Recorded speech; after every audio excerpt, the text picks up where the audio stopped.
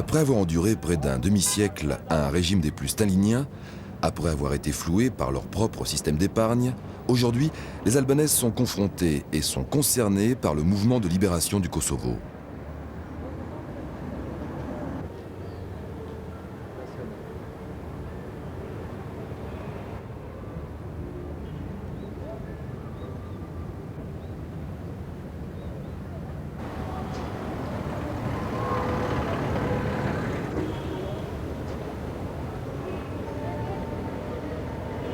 Le Kosovo est une ex-province autonome de la Yougoslavie de Tito. Cette région peuplée de 2 millions d'Albanais, qui représentent 90% de la population, est devenue depuis la fin des années 80 un État policier, où la minorité impose à la grande majorité sa loi. Un véritable apartheid installé par la Serbie. Avec l'éclatement de la Yougoslavie, les Albanais du Kosovo sont les premiers à voir débarquer les chars serbes. Après l'invasion de cette province dans les années 88-89, la Serbie a jeté son dévolu sur la Slovénie, la Croatie et la Bosnie-Herzégovine. Pour expliquer les tensions actuelles au Kosovo, il faut remonter au siècle dernier, époque du déclin du Grand Empire ottoman. Les Turcs ayant dominé la péninsule balkanique pendant près de 5 siècles, les Albanais se sont en grande partie convertis à l'islam. La population albanaise vivait essentiellement de la terre et de l'artisanat. Elle n'avait pas de problème de frontières. Retardée économiquement par l'occupation ottomane, elle ne représentait qu'une petite nation. Elle sera l'un des enjeux des puissances européennes avec le déclin et le retrait des Ottomans de la région. Les grandes puissances, la France, l'Angleterre, la Russie, l'Allemagne et l'Italie, décideront du sort des Albanais.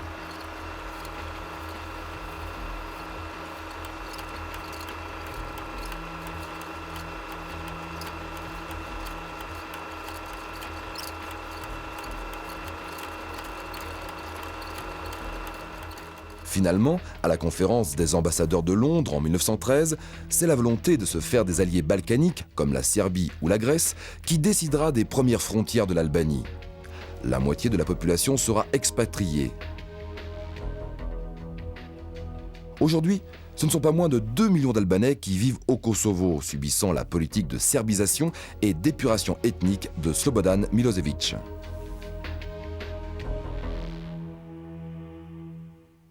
Au début des années 90, malgré les persécutions, les Kosovars, c'est-à-dire les Albanais du Kosovo, choisirent de résister d'une manière pacifique en formant leur propre gouvernement, élisant à sa tête Ibrahim Rugova.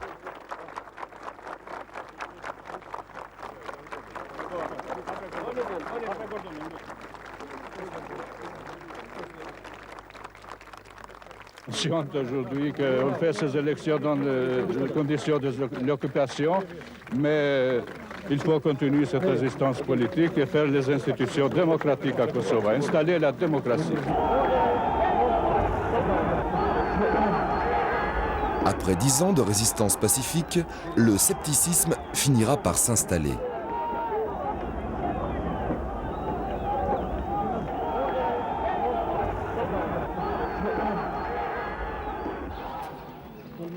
Avec la prolifération des armes en Albanie suite au pillage des casernes militaires dans le premier trimestre 1997, les Kosovars peuvent s'approvisionner en armes.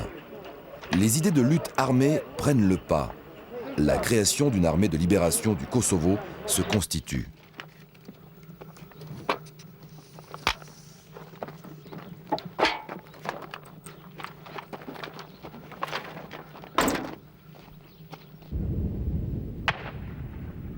Ushtria Shqiptare e Kosovës një për ideologji vetëm shqiptarizmi. Lëvizja Popullore e Kosovës është ajo forcë politike që ka meritet të pakontestuara. L'armée de libération du Kosovo a pour rôle et idéologie le maintien de la culture, de la langue albanaise sur nos terres. Le mécontentement général de la population nous a conduit à la création de cette armée de libération. Nous demandons aux États-Unis et aux démocraties occidentales un engagement de leur part afin d'établir la paix dans toute la région balkanique.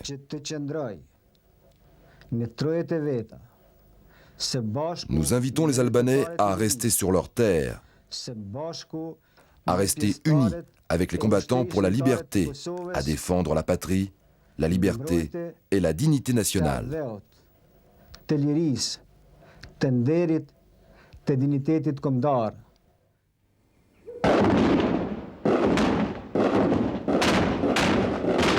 Depuis le printemps 1998, une véritable guerre déplace des dizaines de milliers de Kosovars.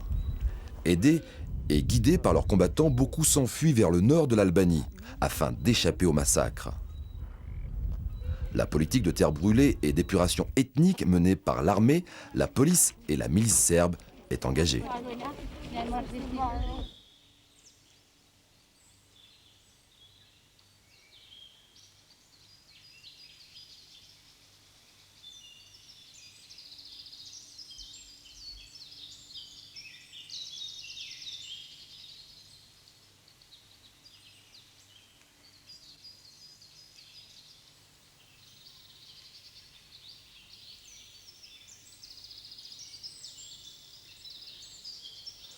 Vous avez fui quel village? Nous venons de Podosak. Notre village a été complètement détruit et brûlé. Et les autres membres de votre famille? Je ne sais pas où ils sont, où ils se sont réfugiés. Ils ont brûlé tout le village?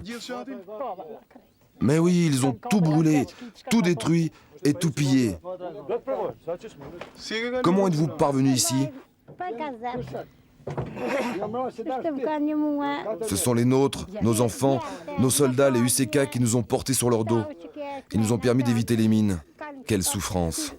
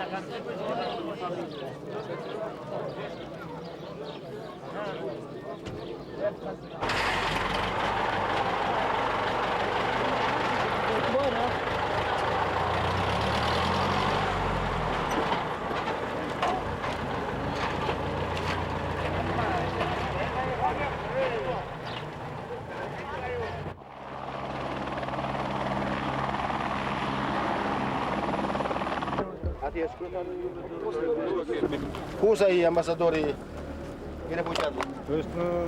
Mos u mërzitni. Bëni kurajo sepse të mirat dhe të ligat kalojnë bashkë apo jo? Nous sommes là pour partager votre peine. Bravo, shumë bukur. Bravo. Si le Kosovo sombre, l'Albanie suivra. Mais nous n'abandonnerons jamais le Kosovo.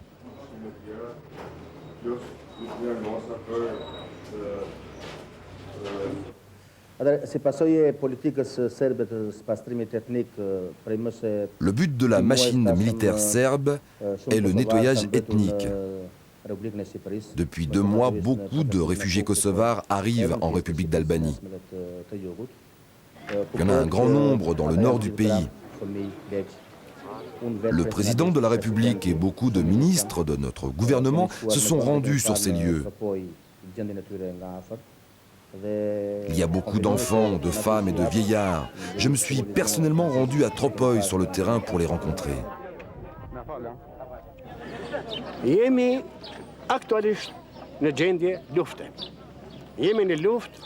Actuellement, nous sommes en guerre. C'est une guerre non déclarée, mais c'est une vraie guerre. Aujourd'hui, la guerre a lieu au Kosovo.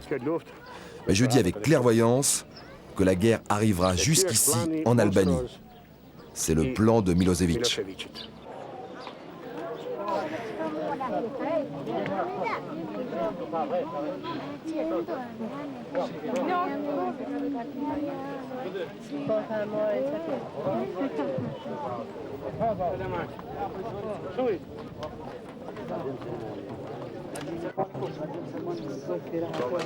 Natyrisht numri I refugjatëve ka filluar të variojë, por ajo që është për të theksuar është se sot janë Nous faisons ce que nous pouvons, mais le nombre de réfugiés s'accroît de jour en jour. Nous avons déjà plus de 10 000 réfugiés dans le nord du pays. Je pense que près de 2000 Kosovars se sont réfugiés jusqu'en Albanie centrale et dans le sud, chez des proches ou des cousins. Ce sont des chiffres approximatifs, des chiffres donnés par les municipalités. Nous sommes en contact permanent avec le Haut Commissariat aux réfugiés, la Croix-Rouge internationale également. Je voudrais remercier toutes les organisations humanitaires qui nous apportent leur aide matérielle et alimentaire, ainsi que leur aide à comptabiliser les réfugiés.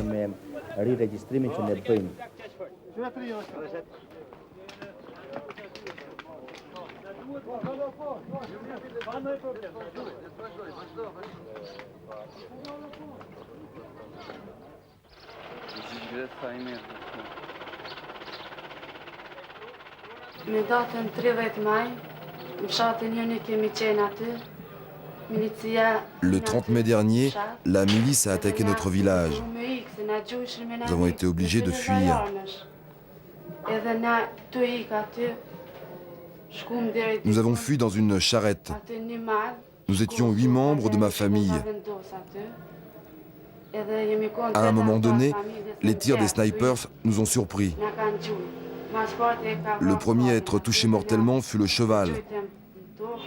On a continué notre fuite à pied jusqu'à l'abri le plus proche.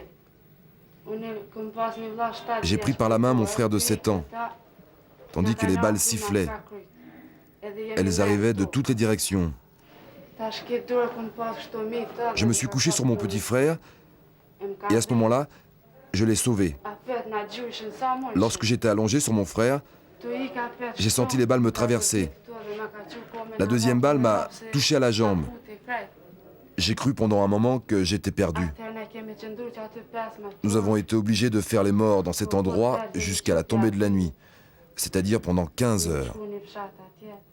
Ensuite, dans la nuit, nous avons pu rejoindre un autre village. Dans notre village, ils ont brûlé, ils ont tué. Il y avait des blessés, mais personne ne pouvait les secourir. C'est affreux.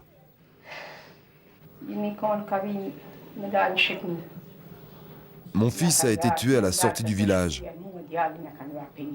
Nous étions en train de fuir vers l'Albanie. J'ai mis 3 à 4 jours pour arriver en Albanie. J'ai supporté mes blessures, je me suis caché. Mais aujourd'hui, je me demande ce que l'on a pu faire avec le corps de mon fils.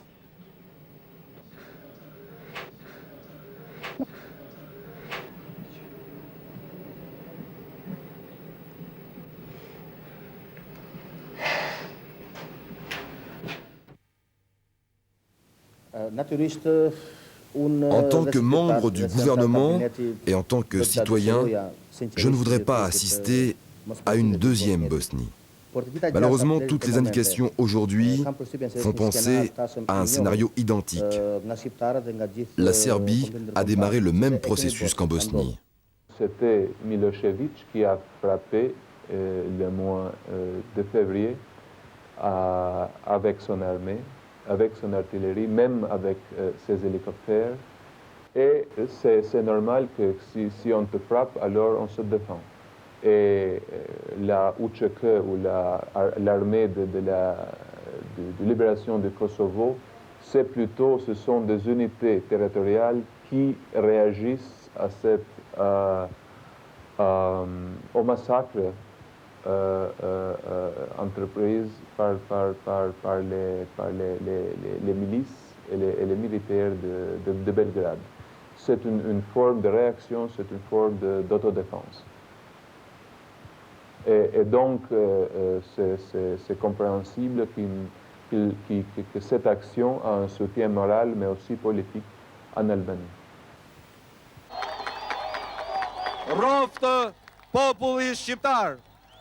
Vive le peuple albanais! À la fin de ce siècle, l'erreur faite dans l'histoire de notre peuple ne doit pas se renouveler. Surtout dans la période où nous sommes, une période où nous nous dirigeons à grands pas vers l'Europe occidentale, vers l'intégration. La nation albanaise espère beaucoup avoir l'aide de la communauté internationale. Nous essayons de diriger notre politique vers le modernisme, vers l'Occident. Nous espérons que la question du Kosovo sera résolue avec justice. Une telle question dépasse aujourd'hui les frontières des Balkans. C'est déjà une question internationale. Vive le peuple albanais!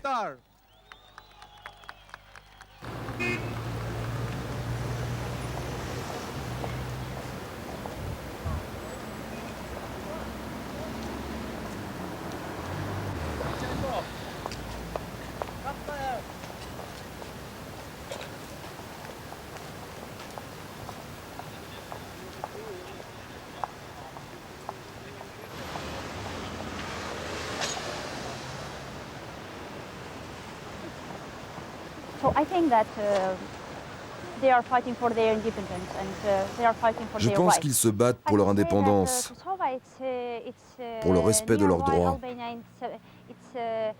Je dirais que le Kosovo est très proche de l'Albanie. Si la guerre se déclarait là-bas, je ne sais pas ce qu'il arrivera en Albanie. Nous sommes presque tous préoccupés par les problèmes qui touchent le Kosovo. Ce sont des Albanais comme nous. Je pense que nous devons faire quelque chose. Non seulement nous, mais toute l'Europe devrait y réfléchir. Il faut trouver une solution à ce problème. Je ne voudrais pas que le Kosovo devienne une deuxième Bosnie. Si cela arrivait, ce serait un désastre.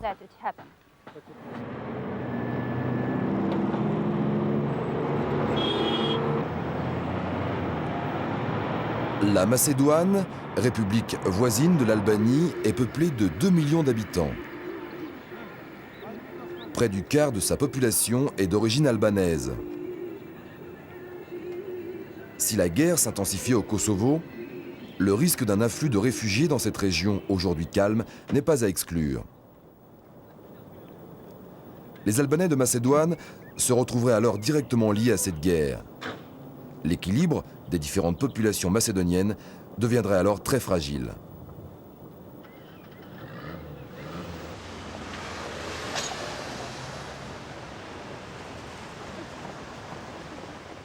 La situation du Kosovo a changé totalement dans les derniers mois. La création de l'armée populaire de la libération qui est une réalité. On dit 50 000, 60 000, 70 000 personnes qui sont armées et qui sont décidées de se libérer de l'occupation serbe.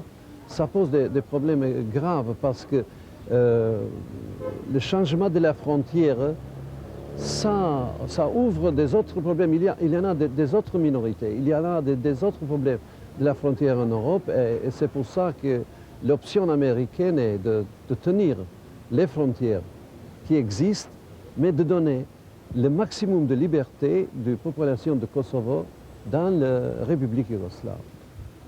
Je ne sais pas comment ça va être résolu. Il y en a beaucoup de problèmes qui posent cette question de Kosovo. UÇK is now a reality, a very important factor which should. Aujourd'hui, l'armée de libération du Kosovo est une réalité. Nous devons prendre en considération ce fait. Nous devons synchroniser nos activités avec l'armée de libération du Kosovo. Mon gouvernement a pris la décision d'unifier nos engagements avec cette armée. C'est une question de jours ou de semaines, tout au plus.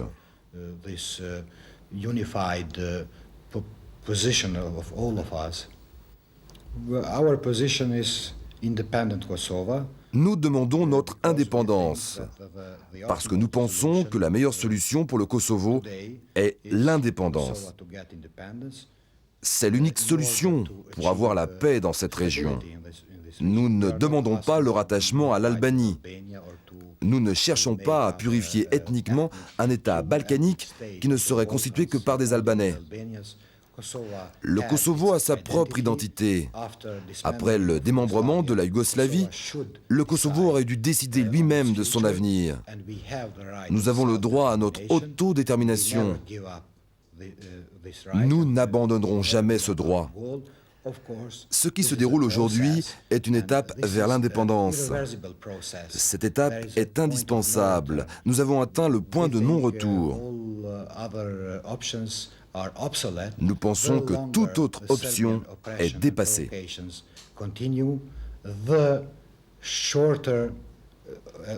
Toute solution qui consisterait à nous mettre dans une quelconque fédération yougoslave est obsolète.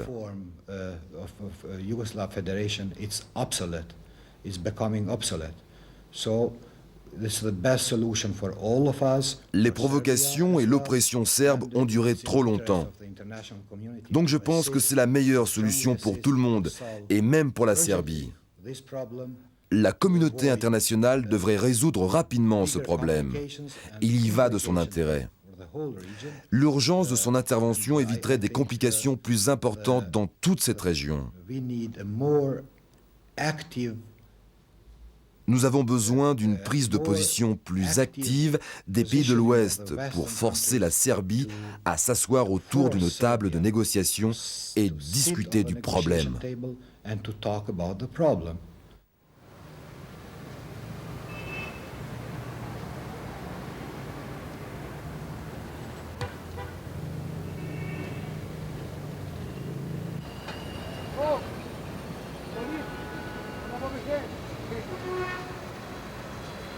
Donc, je pense que le Kosovo est devenu justement un problème international. Donc, c'est l'Europe, c'est les États-Unis, c'est la communauté internationale qui s'en occupe parce que la situation là, dérivant de l'oppression après des décennies par le régime serbe de Belgrade,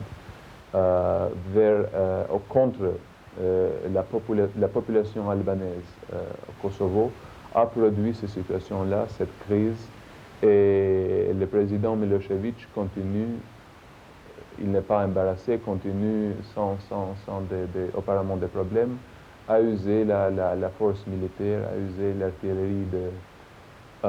l'artillerie lourde, surtout contre la population civile. Donc, il faudrait adresser la question du Kosovo avec du réalisme. Ce n'est pas une minorité dans un coin d'un certain pays qui veut se détacher, qui veut avoir son sécession. Kosovo avait, selon la constitution yougoslave adoptée à l'année 1974, c'était une unité constituante de la fédération yougoslave. Et en principe, si on a donné sur cette base à la Croatie, à la Macédoine ou à la Slovénie le droit d'avoir un État propre, donc on ne peut pas nier une solution dans cette perspective au Kosovo. Faire l'avocat de l'indépendance peut sembler exagéré, il faudrait avoir un réalisme, il faudrait être objectif, et le statut du Kosovo devrait être le produit des dialogues entre les représentants politiques des Albanais au Kosovo et Belgrade. Donc, mais un minimum acceptable serait un statut comme une république fédérale dans une confédération yougoslave ou un statut comme la Republika Srpska dans la Bosnie-Herzégovine si l'indépendance se poserait comme impossible.